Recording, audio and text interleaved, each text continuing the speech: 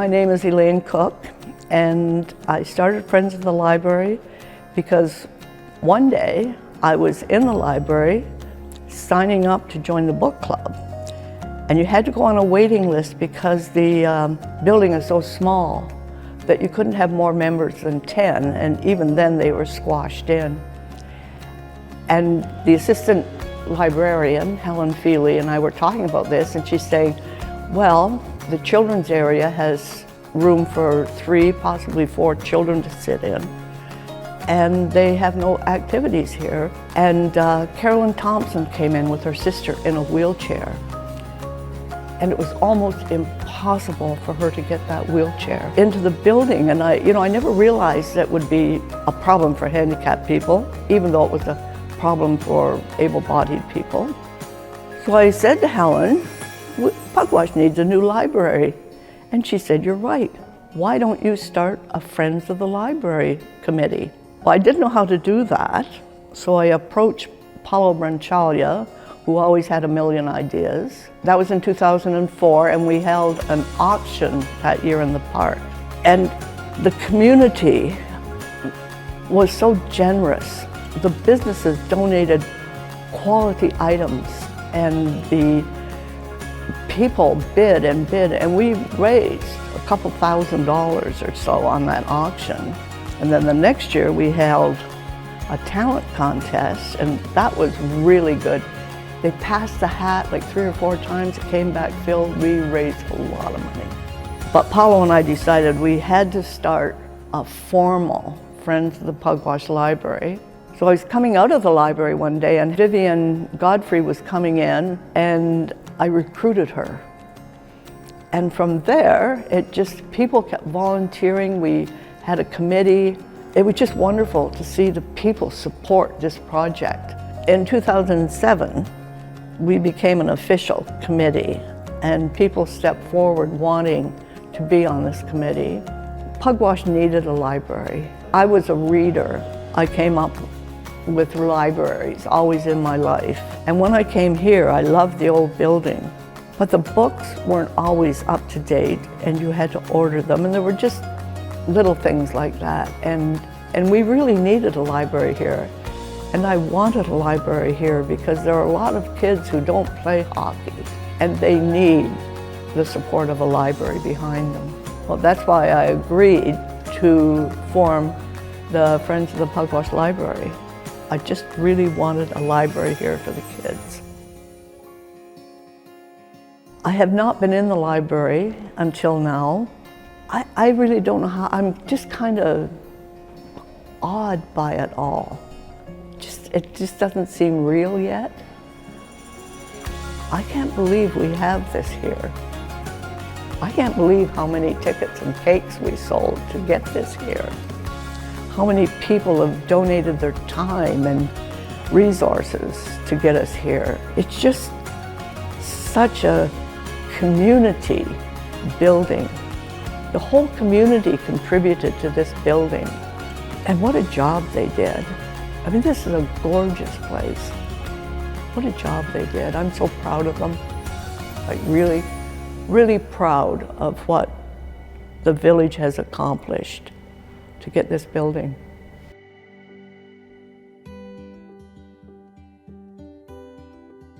My name is Vivian Godfrey, and I've always felt passionate about libraries because I feel libraries are part of a civilized society where everybody can get access to knowledge and reading, and I think in a democratic, equal society, that's a very important thing.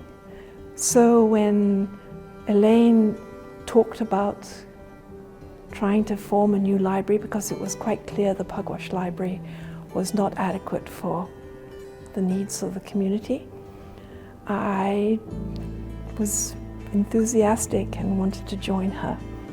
And so on May the 7th, 2007, we formed the Friends of the Pugwash Library.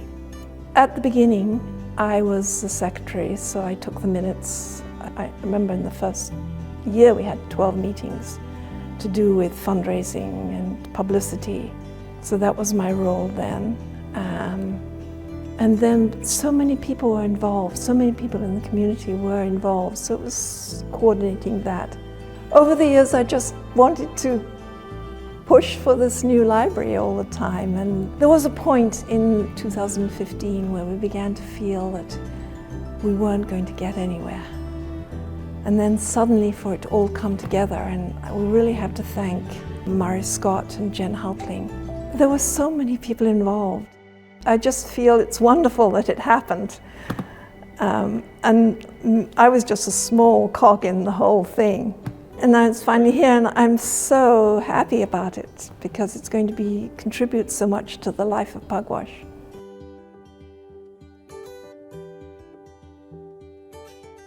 I'm Helen Matheson. I live in Pugwash now. I moved here almost 20 years ago, and Elaine Cook, of course, was looking for people to help out with fundraising for a new facility. I had moved here because there were so many services, and my husband and I come from the city, so we wanted banks and grocery stores, and a library for me was a must. It had to be within walking distance, so I was thrilled. But then I saw how ragged in some ways it was because it was inaccessible to anybody older, anybody with a disability. So when Elaine asked, I said, yes, I'd love to help with something like that. I have a bit of a background in community development, and any key infrastructure that you bring to a small community can be exponentially beneficial. So a library, although it sounds a little ordinary for a lot of city dwellers, for a small community, it can mean a lot of different things happen. It's a safe space, first off. It's an accessible space. It's a place for children to feel wanted in a non-confining kind of way. So it seemed to me that it was a logical step, but to make it more physically accessible was the first goal. And secondly, big enough that children could come and actually have games and read books at their leisure and have groups come and meet. So that was the only real things that I wanted. It wasn't more books, wasn't more computers, it was about the space. I think I'm grateful, mostly, that I lived to see it. There were times when we didn't think we would. And I think I'm really proud of the work that we did. It was ongoing work that we did, and it raised a profile for what could be done, and with little or no resources, I might add, by willing people. And I think that's a real legacy.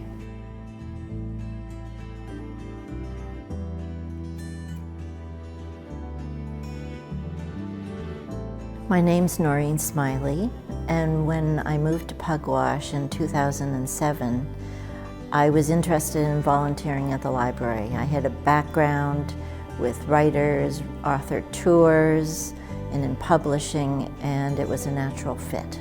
Over the years, the Friends of the Pugwash Library held a number of events and other ways of raising money.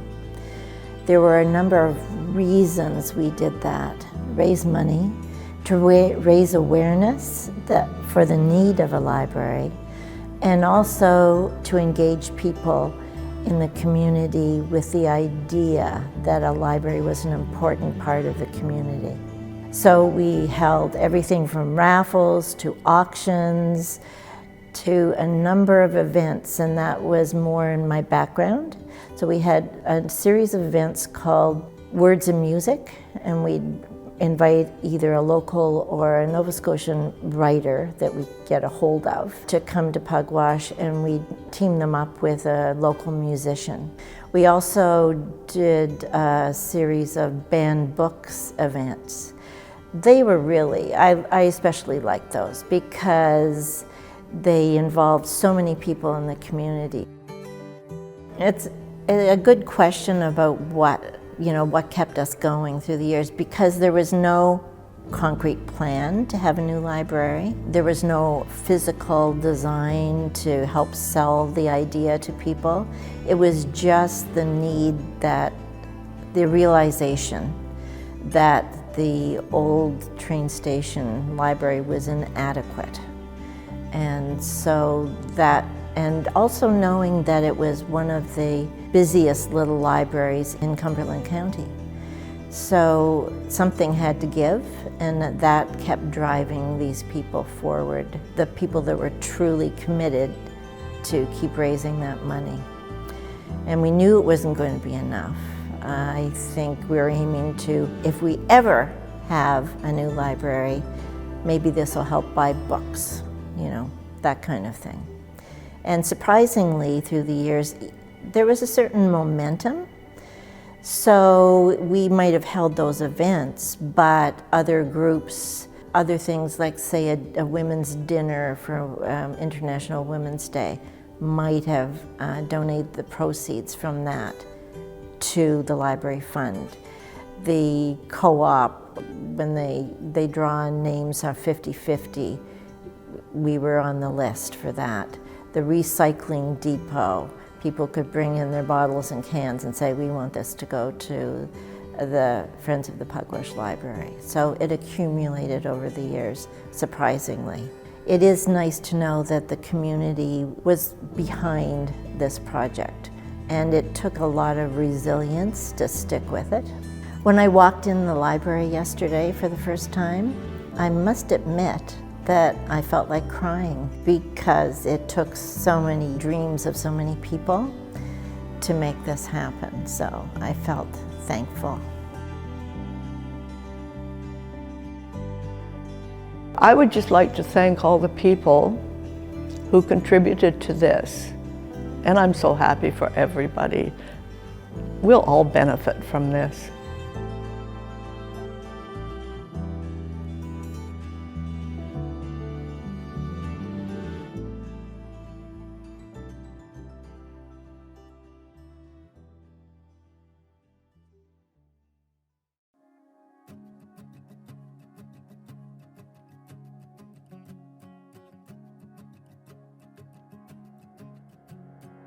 My name is Stephen Leahy, and I am her eldest son, a twin brother of a very accomplished educational icon, my brother Douglas. Well, my mother was born back in the 1920s, but then lived through the Depression era, in which her family underwent, as did the whole village, some very, very difficult times, which I think seeded within her a sense of hard work and hardship, of course, as well as the setting of high standards which were needed at the time in order to see a successful lifestyle in that particular era. She was a historian by instinct in many respects, obviously interested in genealogy, and traced her ancestry back to Stephen Seaman, who was the founder of the village. My mother had a very filling life. I was never afraid of taking adventures, taking risks. She was married when she was 18. Douglas and I were born when she was 20. And about the time she was 26, we were about 4 years of age. We were living back in the woods, really, and on a farm, a pioneer farm. She decided at that time that she was going to become a teacher. Went to normal school, led her class in many of the dimensions in which she was being taught. Went from there back to Pugwash and began teaching at approximately the age of 27 or thereabouts in South Pugwash School. After that, she went to Pugwash and taught in a multi-classroom environment. So we went through the Pugwash High School routine. Then Douglas and I left for university, and Mother accompanied us, and she went to North Attleboro, taught school, taught individuals at home, and then entered into the library service, in which she started off as at the bottom and rose up. But while she was doing that, she also furthered her education, took a bachelor's degree in library science, when she left with all sorts of distinctions. Came to Pugwash. I guess she would have been about 60 when she came to Pugwash, and applied a lot of those skills in terms of the Historical Society and in the library most particularly. Very active in her church. Of course, was accompanied by her husband, and they led a very charming life.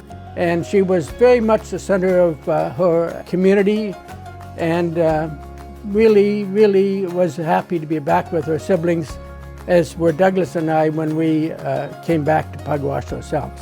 Some of the highlights of my mother's life would have been giving birth to twins, identical twins. Her life in many respects centered around her twins and the proper raising of those children. She was at heart a romantic. Some of the poetry that she read to us at bedtime were mostly romantic sorts of depictions of young people growing up. Each of us, Douglas and I, indicated we were going to come back to Pugwash because of the memories that were occasioned by the type of upbringing she gave us. One of her dictums was that she was the master of her fate and the captain of her soul. Now, Douglas and I inherently and vociferously believe the same dictums. And that has meant a big difference in terms of how we've elected to lead our lives and not necessarily join in with the crowd, but to be individualistic as she was. Very firm-minded in what she did, but also very compassionate and warm, giving in her heart. Mother had an affection and affiliation with books, and where that came from is hard to describe. It may be just an active imagination and a curiosity that could only be fed by the opening of books and pages, which at the age of 5, she began reading, particularly to the age of 7 or 8, almost every night. I know that one of the things that she's left me with, instinctively or through the DNA or from whatever magical processes there may have been, is a love of words. And of course that curiosity that led her almost indelibly, almost in a forceful way into the library and into books, and she couldn't get enough of them.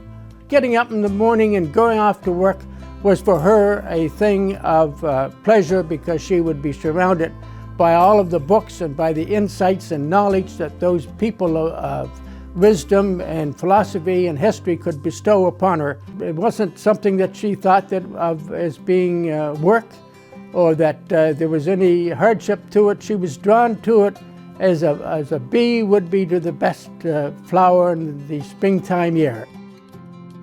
Well, Mother, and there were many pictures that would testify to this, was always sitting with a book, and when the children were nearby, those books were inevitably about little red foxes or Cinderella or some such thing, and she would pull the children and later grandchildren into her arms, and she would read those books, and they would be captivated by not just the pictures or the words, but the sound and rhythm of her voice as she was talking about it, almost as though she had lived with the little burr fox down in the burrow down by the old mill stream. My mother was very active in the local community in multiple dimensions. First of all, she was very active in church. She was, of course, active in the library, and of course she was always part of the local book reading community with her insights as a voracious reader. Of course, she had so much to communicate because of her experiences. Mother really liked the local area along the shore with the ocean and with the beautiful, she's a great lover of the spring and of the fall, but that was only part of it. Because of course, being a romantic individual, a romance loving the memories of growing up as a young girl, my mother motivated others primarily through her teaching legacy. I still have people, if you can imagine, where I was being taught in South Pugwash School, 1947-48, where we went to Pugwash. There are still people today, they'll come up and say that she was the best teacher that she'd ever had. And she was teaching at a very young age, 26 years of age, 30 people in the class, 10 grades, lots of people. When we celebrated her birthdays, those people came out, all sorts of people came out to say just what a wonderful, wonderful teacher she was.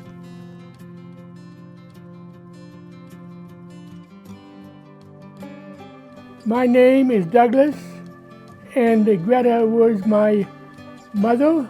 I was the younger son.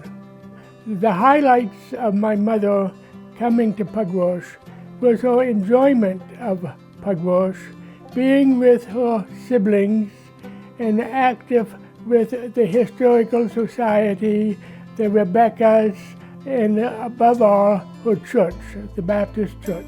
I see Mother as very determined, very directive, and always affectionate, and always very, almost compulsively generous and understanding with our feelings and sensitivities. The reason we chose to recognize Mother in respect to this library were a number of reasons.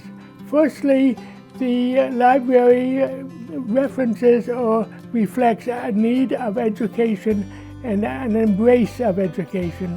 And secondly, it encourages people to read and get compelled and interested in books and their meanings. Both reasons were very impelling for Mother from the very beginning of her educational experiences at the age of 10 or 11.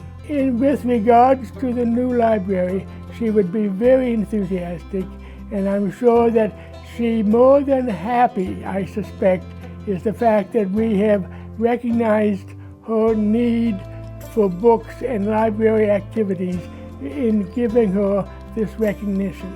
In my view, Mother's legacy mostly embraced Stephen and I in Pugwash, bringing us up in Pugwash, instilling us in the ambience of Pugwash, and in teaching us the importance of education and books.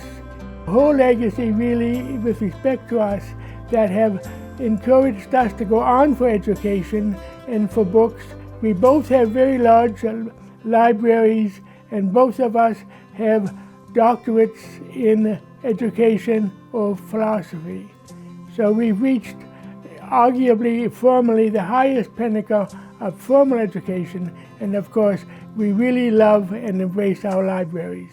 Mother was very instilling in us of the importance of education and books. She herself started to be interested in books at a very early age, which was difficult in Pugwash, a fishing village where books were very rare, and she had to go and search them out and encourage us to find them. She also, from the very beginning, through correspondence and talking to others, steadily increased her educational level from grade 11 to grade 12 for a master's degree, and eventually towards a master's herself. None of her siblings had any interest in education, and it was interested that she herself was so singularly determined to follow that course. I think there's a sense of amazement with respect to our mother. She was raised in a poor fishing village in Pugwash. She was always very directed, very ambitious, and she chose the two goals that eventually led to her financial independence and educational achievement, and that was through the books and actually education. So she came from a very poor fishing village, and on her own initiative and compelling concerns, she found success, in my mind, both spiritually and financially.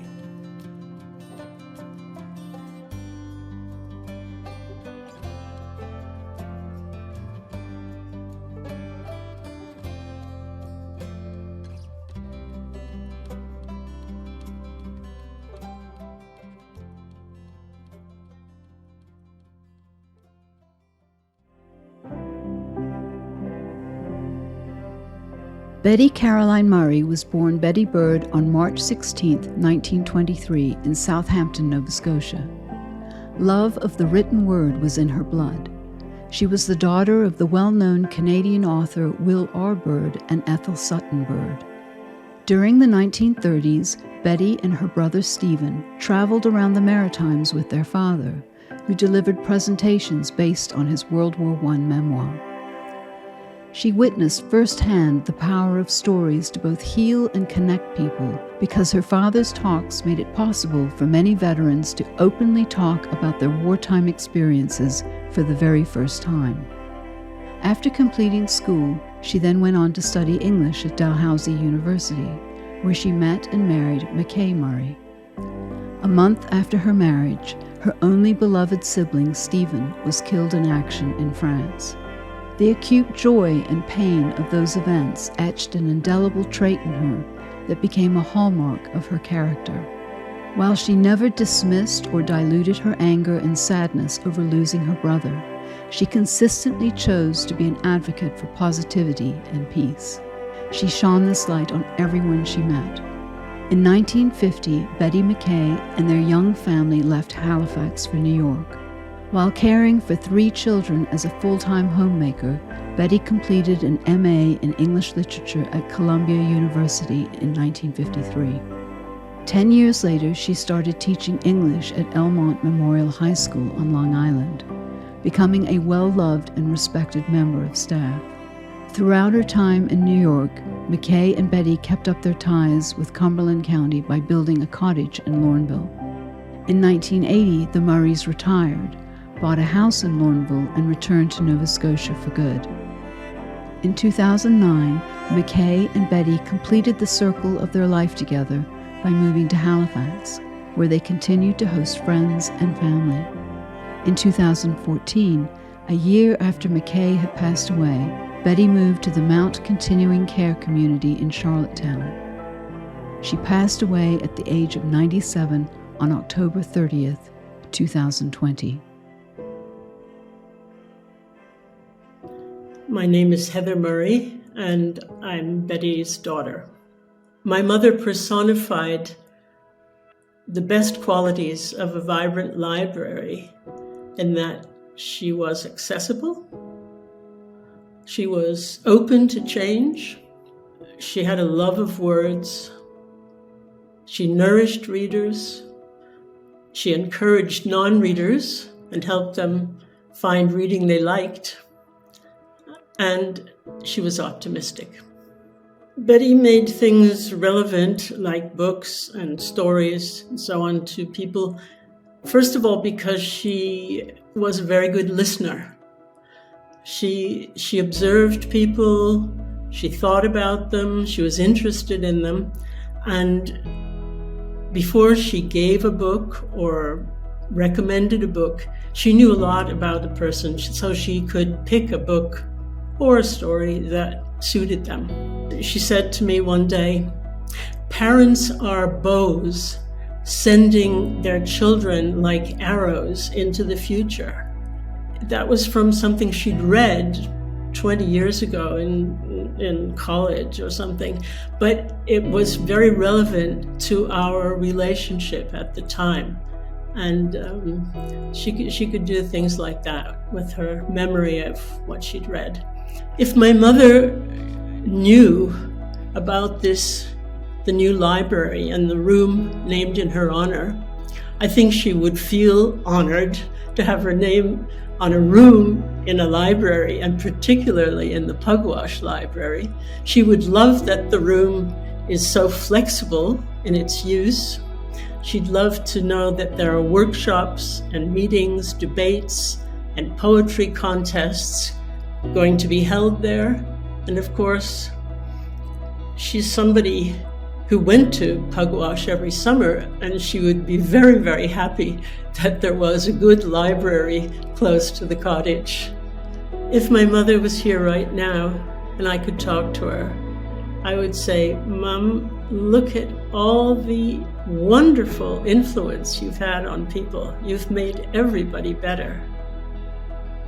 I would just like to say that not only is it an honor for her to have a room named after her, but that the room expresses her belief in community. And that's wonderful.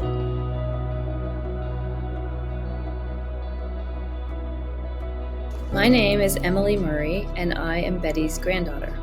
My grandmother loved words and stories. Language was really important to her. A carefully chosen word delivered at exactly the right time, in the right way, she understood how that could affect a person.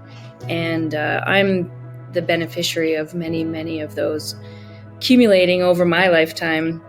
Every time she gave me a hug saying goodbye at the end of a visit, she would always have just the perfect phrase, word, little bit of a poem, something she would whisper in my ear that she somehow knew I needed to hear. And every time it surprised me, and every time it was perfect.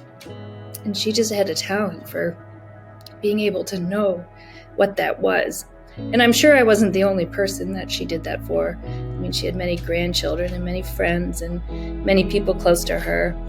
But she understood the significance, the impact that could have on a person. My grandmother believed that books were your friends. So a library would be your playground. It's where you go to explore and discover and be energized by other people, sharing ideas, listening to other people's stories. I think for her it would be a playground. If my grandmother was here right now, I would ask her, "What are you reading?" Because it would be something amazing. And even if it wasn't, even if it was something not obviously entertaining, she would have found the nugget of wisdom, the clever insight, the relevant point that would have shed some light on my life. I feel tremendously fortunate to have had a woman like my grandmother guiding my life. And, growing up, lots of people have complicated upbringings and difficulties through life, and I was no different. Her shining example, perpetual kindness, unwavering interest, sincere interest in everything that was going on in my life was something that I don't know if I took it for granted, but I certainly miss it. And I feel so grateful to have had that.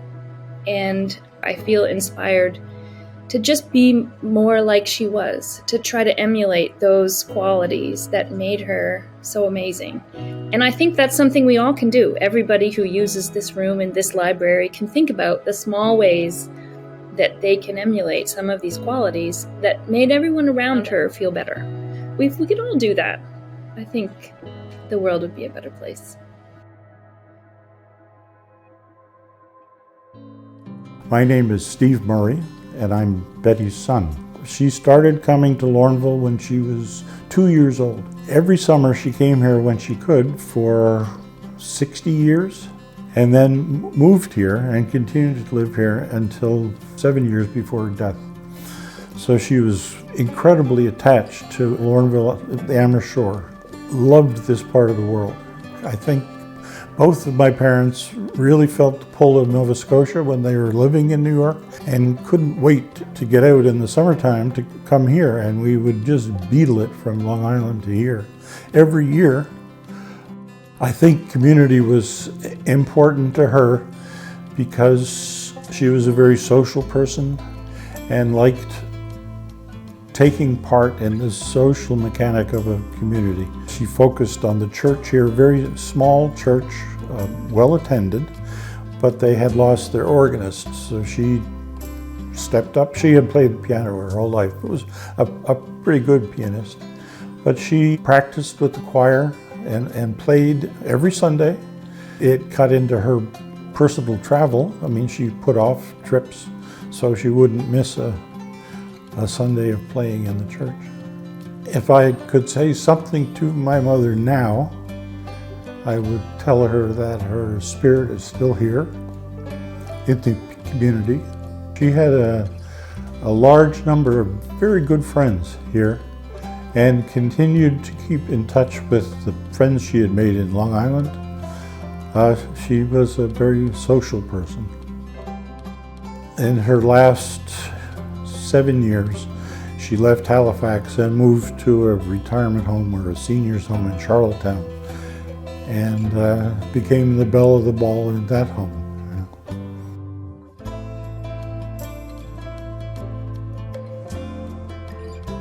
My name is Pat McCauley, and I am Betty Murray's daughter-in-law, and I consider myself very fortunate to have a mother-in-law like Betty. She was an avid lover of libraries. She told the story to me many times when she was a child during the Depression. There was no money, but for Christmas one year she got a library card from the Amherst Library, and how profound that was to her. Not surprising, she grew up to be an English teacher. I can't imagine having someone like Betty who loved literature so much to be a teacher. I'm sure she had a huge impact on a lot of lives. Certainly had a lot of impact on mine. She was just a gentle, kind soul.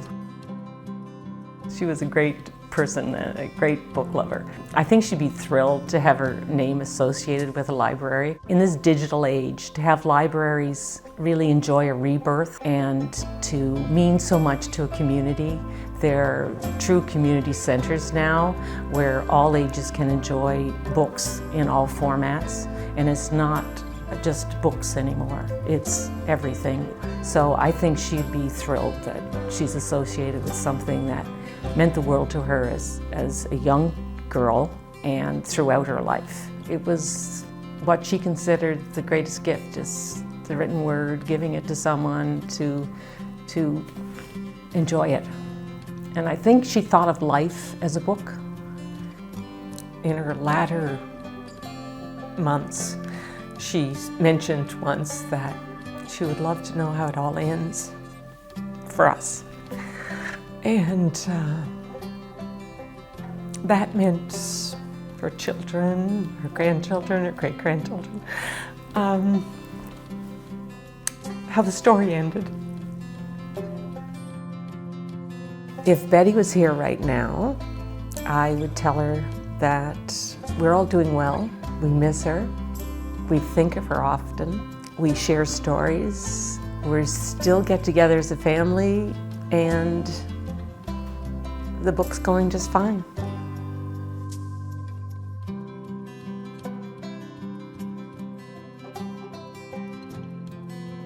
My name is Ari Ogden, and Betty was a good friend and neighbor for many, many years. And we loved each other, and we did many things together, and she was wonderful. We are presently in the house, which Betty called the old farmhouse, and we bought it from the Murrays back in 1989.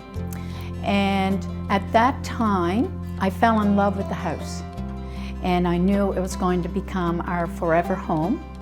And what made it really special was Betty and McKay built their second home here in this area next door.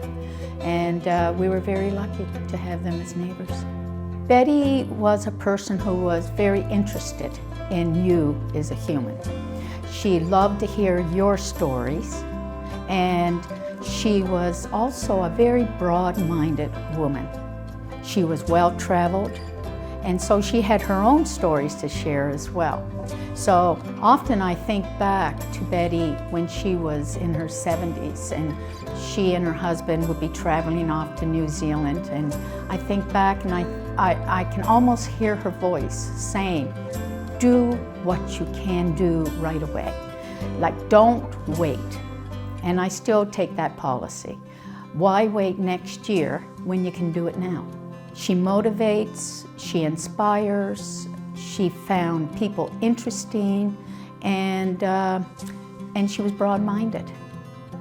I'm having an emotional time because, you know, I still miss her. And I miss her wisdom, and I miss her as a friend and a neighbor. We were 30 years apart in age. She would have been 100 this year. If I had the lovely opportunity to say anything to Betty today, it would be thank you. Thank you for being you, and thank you for sharing your life with me.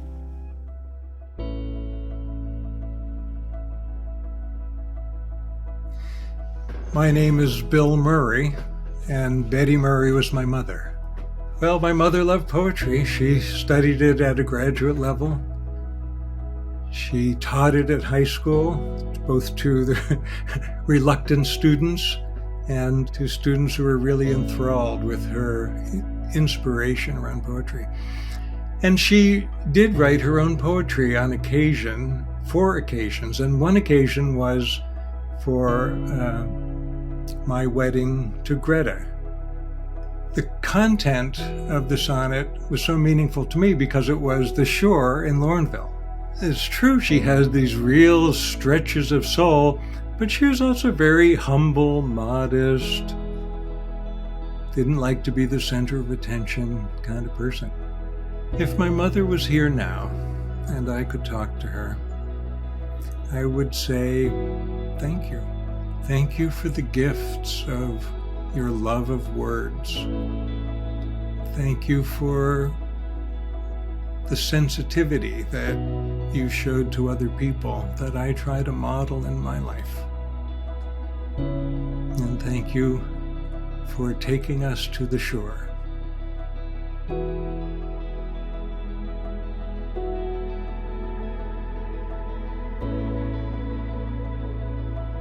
My name is Hester Murray, and I'm Betty Murray's daughter. She was a lover of books from the get-go. When she was a little girl, she and her brother were allowed to go down to the Christmas tree and choose one present to take back to play with until her parents were ready to get up.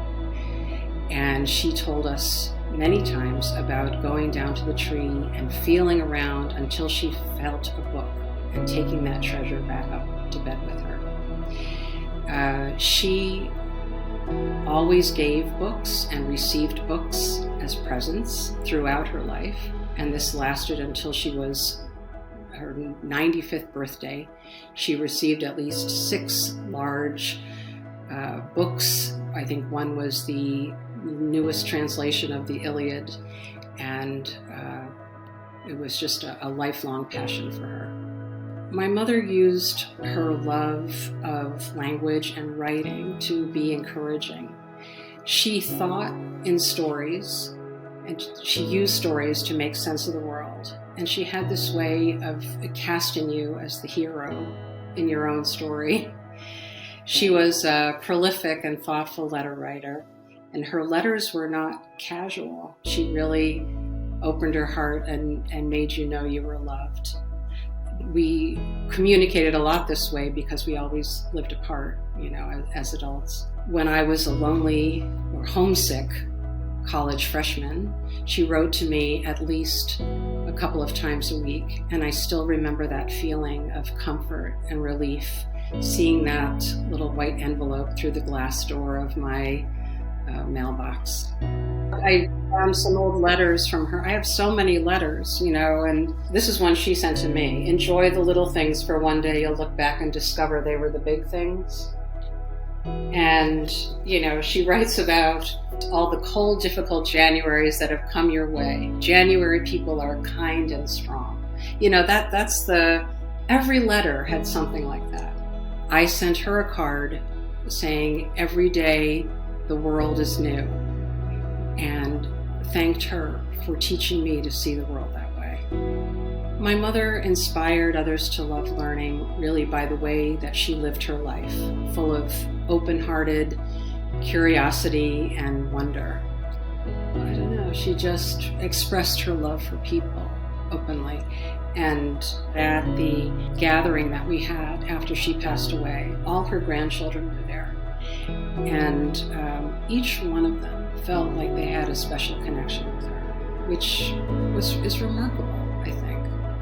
One gift my mother left me with was to love out loud and let people know that you cared about them. I think she knew if her name was attached to the new library, she'd be stunned. She was not ever someone to seek attention or recognition. But learning, engagement with ideas, and connecting people together were really who she was. And so to have her name connected to a room that was designed for that purpose, in the part of the world she loved best would be absolutely thrilling. You know, it would just be perfect.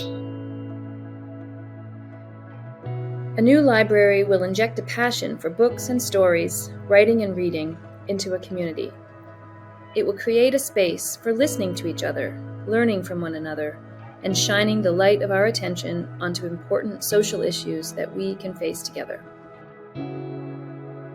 The library will roar to life when people choose to be like Betty was, to care deeply about the stories of neighbors, to help them by listening, to express themselves in considered, well-informed ways and with benevolent purpose, to be endlessly curious and never to stop hoping that tomorrow will be better.